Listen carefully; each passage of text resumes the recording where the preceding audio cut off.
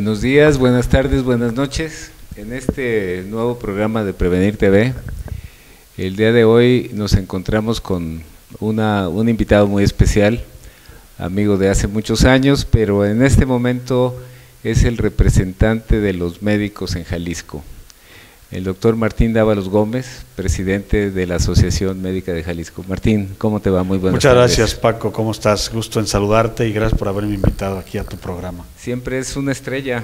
No. Siempre tú tienes ya muchos años de experiencia en la comunicación, entre otras cosas con un programa que ya lleva 17 años. Así es, Sí. 17 años.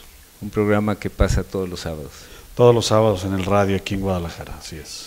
Martín, cuéntame, la Asociación Médica de Jalisco, la historia de ella tiene puntos muy fundamentales. El doctor Gabriel Cortés, en paz descanse, mi padre fue del grupo que formó en ese entonces la Asociación Médica de Jalisco y que además fue una lucha guerrera para poderlo hacer. ¿Qué me cuentas más de eso? Mira, la más rica historia de la Asociación Médica de Jalisco, y con ello abriría yo un paréntesis, déjame localizar, y si no, tú debes de tener alguna fotografía donde están personajes que formaron la asociación por allá en aquellos años 50. Así es. 1954 al 58 aproximadamente. Aunque el pergamino, la escritura pública de propiedad ante el notario público don José María Díaz de León, que a la postre fuera procurador de justicia, era notario público, pues aparece en una de las fotografías que vamos a localizar tu señor padre. Yo tengo algunas fotos. Tú tienes unas fotos, yo sé, donde está don Isaac Medina Berumen, donde está el doctor Cortés, donde está el doctor Gabriel Ayala de Landero, donde está el maestro Delfino Gallo Aranda, que prácticamente él fue el primer presidente. Don Delfino Gallo Aranda fue el primer presidente que tuvo como Asociación Médica de Jalisco. Previo a eso, hay que considerar que entre los años 40 y 50 se intentó hacer una especie de Asociación Médica de Occidente, que duró aproximadamente unos 10 años, cuando mucho. El concepto de Asociación Médica de Occidente, que antes de estar la Casa del Médico, donde ahora está en Sierra Nevada 910, en la Colonia Independencia, que fue una adquisición del doctor Gabriel Cortés y de los médicos de esa época. Forzosa, ¿verdad? Fue forzosa. Algo sí. pasó ahí y ellos lograron ese espacio ahí en las fresas. Sí, así fue. Que era un llano ahí donde se sembraban fresas. Es una zona de arenisca, es una zona arenisca toda esa zona, y de ríos y de canales de agua, porque por eso se daban ahí las hortalizas y las fresas. Entonces, después en el año 56 prácticamente al 58 se hicieron los trámites para que pasara a ser Asociación Médica de Jalisco. Dejaron de nombrarla de Occidente, pero ¿cuál es la herencia? Porque la Asociación Médica de Jalisco, aunque hablamos como un referente en 1956, la Asociación Médica de Jalisco tiene una herencia muy buena, fabulosa, extraordinaria. Baste y sobre decir que la Sociedad Médica o de Emulación de Medicina se funda en 1838.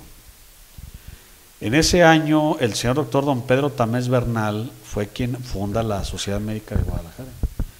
Y son los años, y revisamos la historia, son los años y la época de Valentín Gómez Farías. Porque, por ejemplo, aunque es en el 38, ya en el año 33 él ya había fundado la hoy benemérita Sociedad de Geografía y Estadística. Déjame comentarte una cosa interesante, siguiendo con tu historial. Pero don Valentín Gómez Farías, autora presidente de México, Sí, así es.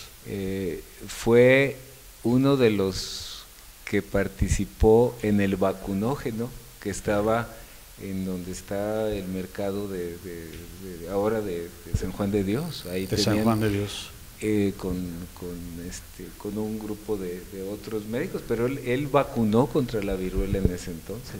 Sí. Qué interesante, pues, como dato a lo que estás comentando. Así es, son épocas, posteriormente a esa época fundatoria de la Sociedad de Emulación, Hay que considerar, por ejemplo, que personajes como Pedro Tamés Bernal eran médicos extraordinariamente inteligentes, diría nuestro maestro don Mario Párez Espinosa, hombres extraordinariamente inteligentes, porque el doctor Pedro Tamés Bernal fue precisamente 3 veces gobernador interino de Jalisco, 3 veces. Era un hombre muy culto, era un hombre que le gustaba el servicio público, porque ahora cuando decimos la política ya ves que como que cambia la palabra. Pues yo preferiría decir el servicio público. Y eran hombres que eran llamados porque él no estaba metido en la política. Era un hombre prestigioso, prestigiado, respetado, respetable. Y entonces, cuando había un interinato de algún gobernador que se iba a otro cargo, llamaban al doctor Pedro Tamés Bernal, al cual seguramente, ¿por qué lo llamaban? Porque no habría objeción por su persona. Me llama la atención porque el apellido es del norte. El Tamés es El Tamés posiblemente ya en esa época hayan migrado a Guadalajara, sí, porque ellos en esa época estudiaron seguramente parte de la carrera en el protomedicato de Guadalajara y parte de la carrera se titularon ellos en París, Francia. Sí. Recordemos que el protomedicato tenía un convenio precisamente con Francia, entonces Francia era la que graduaba a nuestros médicos, aunque se decía, para gloria de nuestra universidad, se decían que eran egresados de nuestra universidad, pero prácticamente el protomedicato para formar médicos, muchos de ellos venían formados con un certificado de la Facultad de Medicina de París, y luego la universidad los validaba. La universidad los validaba, pero la universidad no tenía en forma directa el fiat para titular médicos. Fue esa época entonces, y algunos lo hacían por una mejor formación, pero esa época de Pedro Tamés, de Valentín Gómez Farías y de otros muy destacados médicos, que repito, a la postre aparecen Leonardo Oliva, aparece el propio Julio Clemen. Julio Clemen fue presidente de la Academia Nacional de Medicina. La Academia Nacional de Medicina, mi estimado doctor, y a tu auditorio se lo comentamos, en 1838 se funda la Sociedad Médica de Guadalajara, la voy a dejar así, porque realmente cambió de nombre en el año 1900. En el 900 le cambiaron el nombre a Sociedad Médica de Guadalajara. 1838 y en 1864 se funda la Academia Nacional de Medicina. Ve el tiempo que transcurrió. Y esta Sociedad Médica de Guadalajara, a ti te consta, existe. Viva, actuante, está a punto de cumplir 175, 177 años. Precisamente el próximo sábado, 15 de febrero de este año 2014, va a cumplir 176, 177 años. Porque está viva, actuante. Entonces seguramente ya habían existido algunos gremios médicos en la Ciudad de México, pero que aparecían, desaparecían, se juntaban, se desjuntaban. Y entonces sabemos que previo a la Academia Nacional de Medicina en 1864 había existido algún boceto de academia, que en lugar de ser sociedad se le había llamado Academia Médica de la Ciudad de México. Por el interés de la educación, sí, porque sí, pues sí. ese es el, sí, ese era el interés. punto. Entonces había una Academia Médica de la Ciudad de México, que bueno, de alguna manera tenía el prestigio de la Universidad de México, que recordarás en esos años no se le llamaba ni nacional ni autónoma. Así es. Prácticamente a partir de Vasconcelos se hace la Universidad Nacional, en cierto periodo presidencial se le otorga la autonomía, porque fue nacional, Universidad Nacional de México. Ya posteriormente, en los años 50 del siglo pasado, empezó a denominársele autónoma, nacional autónoma. Entonces, las agrupaciones médicas de la Ciudad de México, y posiblemente, y no posiblemente, no había en la ciudad de Monterrey, porque aquí hay que decir algo muy importante. Dicen por ahí, y sin que esto resulte más allá del recato profesional, pero sí histórico, porque es algo apegado a la historia. Recordemos que la ciudad de Monterrey, Nuevo León, pujante, industriosa, importante, la Sultana del Norte, no contaba con universidad. Prácticamente a finales del siglo antepasado no contaba con universidad, Y prácticamente a principios del siglo pasado fue cuando la universidad y luego la carrera de medicina se instauró en Monterrey. Le correspondió al señor doctor don José Eleuterio González, Gonzalitos, médico tapatío, egresado de nuestra universidad, que se fue precisamente con el general Reyes, que fue gobernador de Nuevo León. Era su médico personal, el padre de Alfonso Reyes. Y entonces fue cuando se abre la carrera y la Universidad Autónoma de Nuevo León. Ya posteriormente vienen todas las demás universidades. Sí. Las demás de los demás estados se abren en forma posterior. Debemos considerar que la Universidad Autónoma, la hoy benemérita Universidad Autónoma del Estado de Puebla, es una universidad también bastante antigua, pero todas las demás, nuestra Universidad de Guadalajara también. Y la de Michoacán también, ¿no? La Nicolaita de Michoacán, la de San Nicolás de Hidalgo, Michoacán, también es una universidad antigua, sí tienes razón, prácticamente, y no recuerdo otras más universidades que han sido tan antiguas, porque repito, la Universidad Autónoma de Nuevo León no tengo la fecha fundatoria, pero estamos hablando de finales del siglo antepasado, 1890 y tantos, pero en 1910 y tantos prácticamente se instaura, o 20, se instaura la carrera de medicina a la sazón de la presencia postrevolucionaria del general Reyes en Nuevo León y la presencia del doctor José Eleuterio González, que ahora lleva su nombre, el hospital universitario. Entonces eso tuvo que haber sido como en los años 30. Por ahí, yo creo que entre los 20 y 30. Porque pues si la revolución fue en el 20. Fue entre el 10 y 20 aproximadamente. Sí, tuvo que haber estado. Más o menos en los años 30 se instaura la carrera.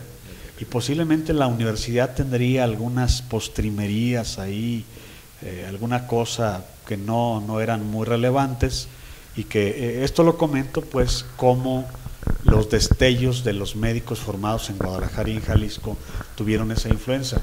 El doctor Julio Clemen, que lleva a su nombre una de las salas del Hospital Civil de Guadalajara, el doctor Julio Clemen figuró dentro de los fundadores de la Academia Nacional de Medicina en 1864. Entonces tú visitas la academia y vas a ver dentro de la iconografía que hay ahí histórica de muchos años de esa época, vamos a ver la foto ahí del doctor Julio Clemen, de Guadalajara. Martín, en todo cosa cultural, histórica que has estado mencionando, me viene a la memoria dos cosas fundamentales. Una de ellas, el maestro Delfino Gallo. Don Delfino Gallo Aranda. Que fue el padrino de mi generación, sí. Entre muchas otras que debe de haber sido también. Un hombre que viajó por muchísimos lados, doña Consuelito, su esposa, viajaron mucho, un hombre muy culto. Y si recordamos a los maestros, de esos que tú estás hablando, de todos ellos, no solamente nos enseñaban medicina, sino que también nos enseñaban cultura. Claro. El maestro Fara, por ejemplo. Don Luis Fara Mata, que está en el pergamino de la Asociación Médica de Jalisco, que ojalá las cámaras de este canal de Prevenir vayan un día a la sala de juntas de expresidentes para que puedan enfocar las firmas manuscritas de estos grandes personajes. Fíjate nomás. El señor doctor don Luis Fara Mata fue rector de las dos universidades que tiene Jalisco. Digo, de las señeras. Hablo yo de la Universidad de Guadalajara y hablo de la Autónoma de Guadalajara. Yo no sabía que había sido... Sí. Sí. El señor doctor don Luis Fara Mata fue rector de las dos universidades, fue director de medicina de las dos universidades y fue director del Hospital Civil de Guadalajara. Sí. Esa es nuestra historia, sí, ¿no? Esa sí, es nuestra historia. Sí. Independientemente si las corrientes ideológicas de las dos universidades han sido distintas, etcétera, si en esa época no salieron de acuerdo entre los que pensaban en una educación socialista, popular, antiimperialista y lo que gustes y llames, y a quienes dijeron y pensaron que la educación tenía que ser un negocio, ¿no? Venderse, que la universidad privada tenía que surgir, y bueno, surgió.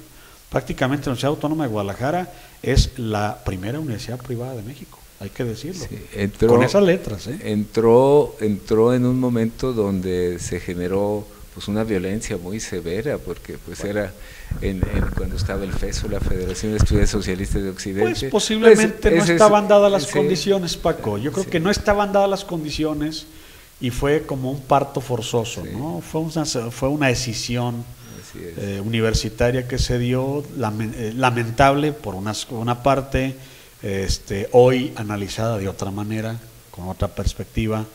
Creo que a estas alturas entendemos que a través de la ANUIES, la Asociación Nacional de Universidades e Institutos de Estudios Superiores, y bueno, el tiempo ha sido el bálsamo, ¿no?, que ha reencontrado a las universidades en Guadalajara. Y ahora pues la dinámica es muy diferente. Muy diferente. Inclusive el ejercicio de la medicina también es muy diferente. Yo recuerdo al maestro Fara y a todos aquellos maestros que tú nombraste, algunos de ellos, que nos enseñaban a tocar al paciente, nos enseñaban a oler inclusive, a sentir, a pensar, a reflexionar sobre las enfermedades que en un momento dado podría tener un enfermo como los que tantos y tantos y tantos que veíamos en aquellos tiempos. Yo no sé si todavía se sigue así, yo tengo ya algunos años de haber salido de la facultad y pues yo recuerdo a maestros como, y lo recuerdo con mucho cariño también, al maestro Quesada, al maestro que fue también... Así es, Miguel Quesada fue presidente de la Ciudad Médica de Guadalajara, y doctor Miguel Quesada. Y fue tesorero por muchos años también, ¿verdad? Fue tesorero, luego fue fundador de la Mutual Médica, de la fue mutualidad, de los fundadores, y fue presidente de la Mutual Médica muchos años, prácticamente hasta su muerte. Así es, sí, entonces... Pues Miguel Quesada Ochoa. Así es, don Miguel Quesada Ochoa. Un clínico extraordinario. Un extraordinario clínico, internista, que mira, como dato curioso, qué bueno que tocas el tema, porque precisamente por allá por los años 60, 50, 60, ¿sabías tú que el primer director del Servicio Médico Forense de Jalisco fue Miguel Quesada? Sí, eso sí lo sabía yo. Y fue jefe de don Mario Rivas Sousa, como dato curioso. Sí. Pero bueno, yo creo que ahí es algo muy curioso, porque aunque un médico es anatomista por naturaleza, es naturalista, tiene formación jurídica por naturaleza, pues llega don Mario Rivas, también fue presidente de la Asociación Médica de Jalisco, el maestro Mario Rivas Sousa. Y bueno, el maestro era cirujano, ya era cirujano para su tiempo, ya era cirujano. Yo he platicado varias veces con él ahí en la radio, he platicado en su oficina, en su despacho del Servicio Médico Forense. Y bueno, qué bueno que nos toca a nosotros conocer al maestro Mario Rivas, como a ti te tocó conocer a tantos maestros que a mí ya no me tocó conocerlos. Al mismo maestro Luis Fara Mata yo ya no lo conocí. Pero estos personajes, el maestro Mario Rivas Sousa tiene anécdotas tan importantes que ojalá pudiéramos luego grabar un programa con él ahí en su oficina, porque no es fácil trasladarlo por su propia condición de edad, pero tiene anécdotas tan valiosas que sería realmente un programa de oro, porque una vez me platicaba el maestro Mario Rivas, por ejemplo, el fallecimiento que fue posterior a un accidente del señor licenciado J. Jesús González Gallo. No, eso es una, no solamente anécdota, pero la historia del país hubiera cambiado en ese momento. Posiblemente, pero fíjate que por accidente, pues tienen esa situación en el tráfico. Y fíjate, dice el maestro Mario Rivas, no, dice, pues si el señor licenciado don J. Jesús González Gallo, porque él así lo menciona con mucho respeto, dice, hubiera sido cualquier hijo de pueblo, yo lo opero. Claro. Fíjate. ¿Se esperaron a que llegara el doctor Chávez? Gustavo Vaz Prada, un gran cirujano que era el ministro de Salud. Posteriormente él fue gobernador del Estado de México, ¿verdad? Sí, fue gobernador del Estado de México. Hay un hospital ahí cerca de Toluca, en la autopista, que es el Gustavo Vaz Prada, el Hospital de Crónicos. Pues dice el maestro don Mario Rivas Sousa, que lo digo con mucho respeto también hacia mi maestro de Medicina Legal, que si el licenciado González Gallo hubiera sido cualquier hijo de pueblo, era un personaje ya había sido para entonces gobernador del estado. Estaba en un periodo transicional esperando la elección presidencial. Y entonces dice que se tuvieron que esperar, lo transfundían, estaba en la Cruz Roja, Dice el maestro Rivas que él era residente de la Cruz Roja. Sí, así él era residente ya, y ya operaban, ellos ya eran cirujanos, pero él estaba ahí al servicio de la Cruz Roja. Y entonces, bueno, pues había que esperar que viniera un personaje designado por el señor presidente de la República, toda vez que se trataba de un exgobernador del Estado. Además, él ya había sido secretario de Estado, él ya había sido, sin mal no recuerdo, de Agricultura y Ganadería, algo así había sido, alguna secretaría había tenido ya el licenciado González Gallo. Pero fíjate qué anécdotas de nuestros personajes de la medicina, y bueno, yo creo que hablar de la Sociedad Médica de Jalisco, hablar de la Sociedad Médica de Guadalajara, revisaba nosotros una gaceta médica, fíjate, de la Sociedad Médica, por allá de 1880 y tantos. Te la voy a conseguir, Paco, porque tú eres un doctor en el tema de vacunas.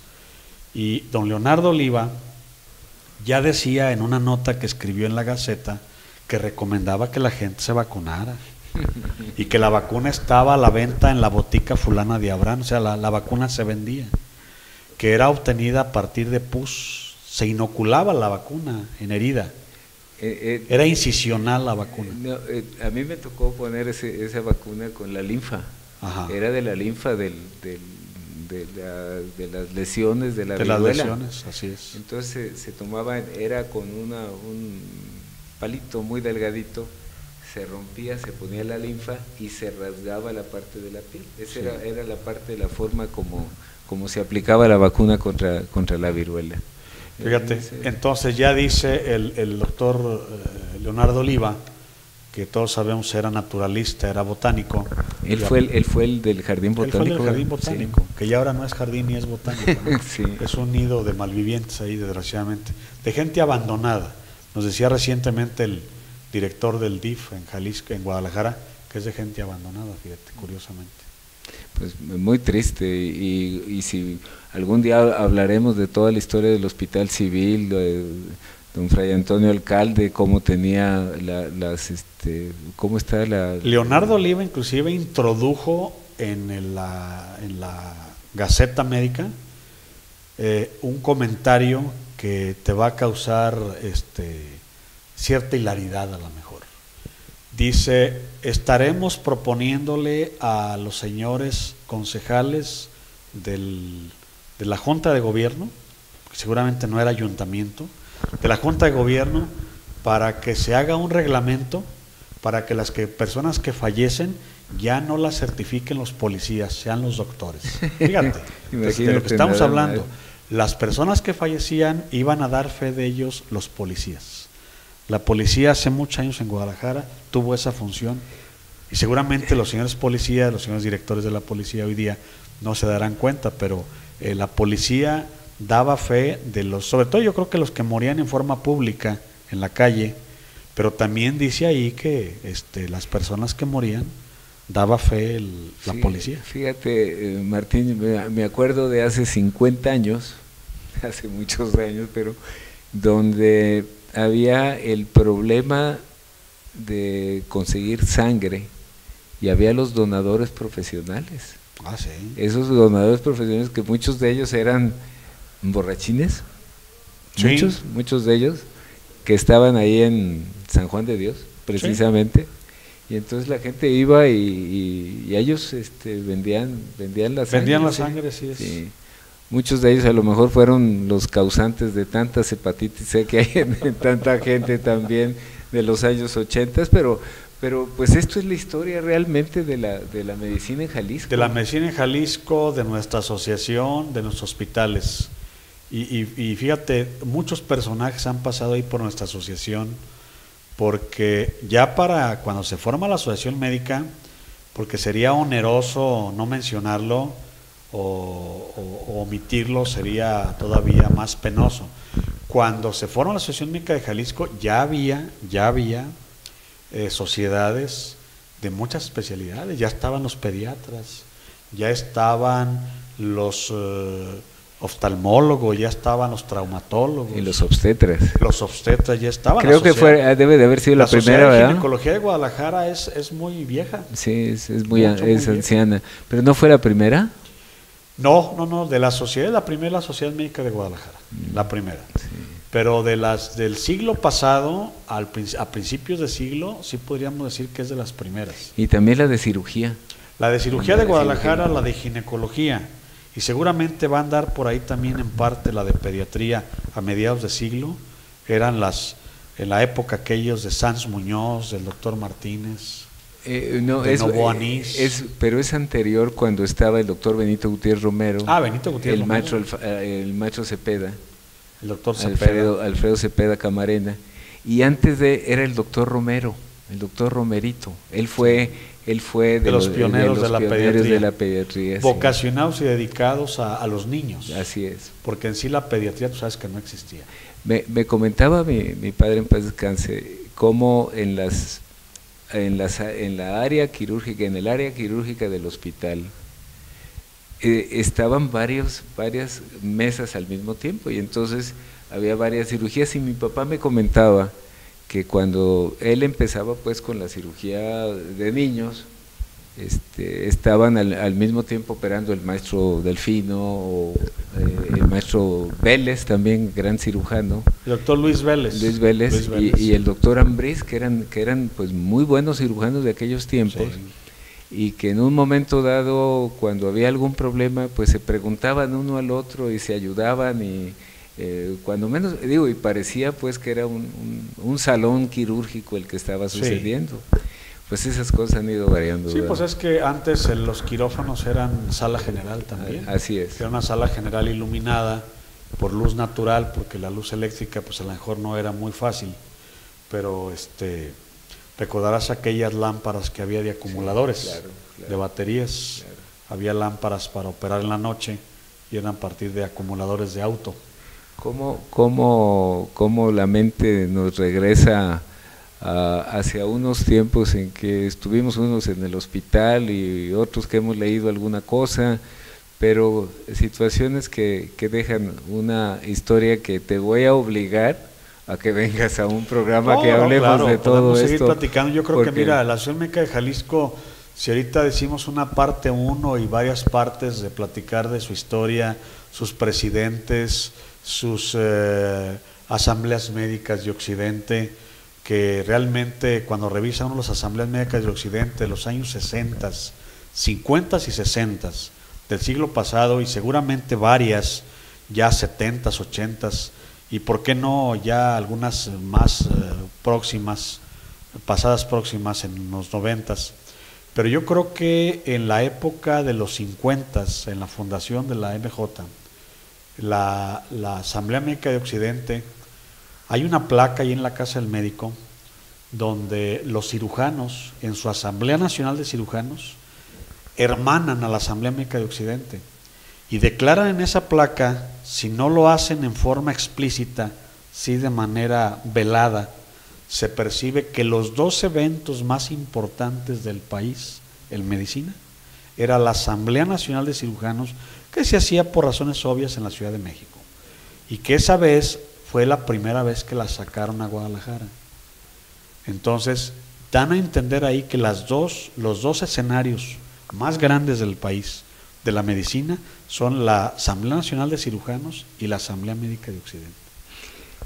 Fíjate, Martín, que desgraciadamente el tiempo se nos fue como se han ido tantos años en esto, y seguramente, pues así como tú mencionas en tu programa que tienes a tu grupo de médicos muy aprensivos y siempre con el apoyo, pues tú tienes que seguir aquí colaborando con nosotros en Prevenir TV, porque lo que tú sabes de esto, pues esto es para darlo a conocer al mundo. Oh, desde luego, con mucho gusto. Seguramente se nos fue muy rápido el tiempo, Martín. Claro. Se nos fue muy rápido el tiempo, y yo quisiera… Los ingenieros del estudio van a tener que hacer algunas ediciones especiales. Van a tener que participar con esto también. Pues muchísimas gracias, nos veremos la próxima semana, con el gusto de siempre, y esperamos tener como en esta ocasión cosas interesantes que mandarles. Muchísimas gracias.